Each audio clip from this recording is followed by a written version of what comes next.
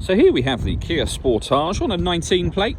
I'm going to start off by showing you around the outside of the car, and then we'll hop in and run through some controls on the inside. But from the outside, you can see it's a 5-door car with alloy wheels.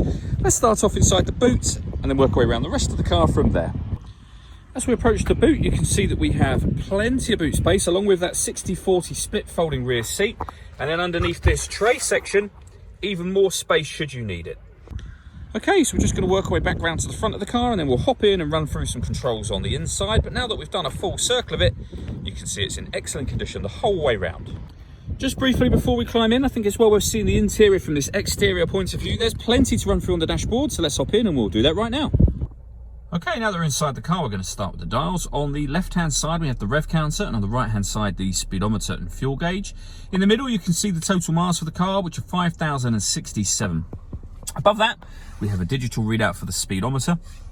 The information displayed there can be changed using buttons on the steering wheel. So we're on the kind of driver data menu there, but there are other menus available: your tyre pressure, user settings, and then back round to the beginning again. And to access those, you just need to use these buttons here.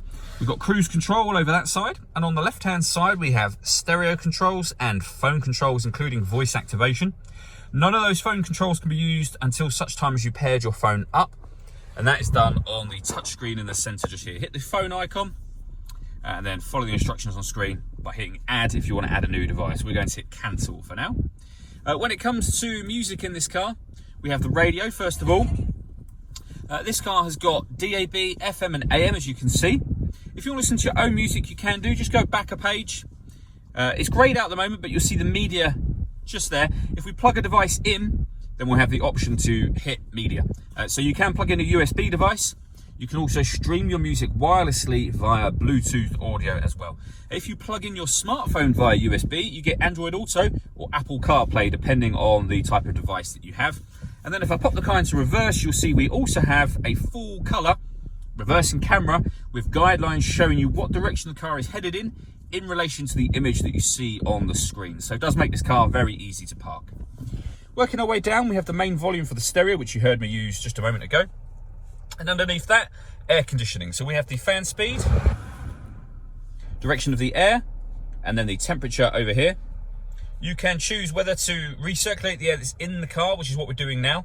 That's a great way of heating it up or cooling it down quickly, depending on the temperature you set over here. But you can turn that off whenever you want. This button turns off the air conditioning. So it's on at the moment, off, and the light goes off, back on, and you have that orange light to show you that it's turned on. Beneath that, we have two 12-volt charging sockets and the USB input that I mentioned a moment ago, a 6-speed manual gearbox, and then this button here turns on the downhill brake control. So if you know you're going to take the car off-road, hit that button.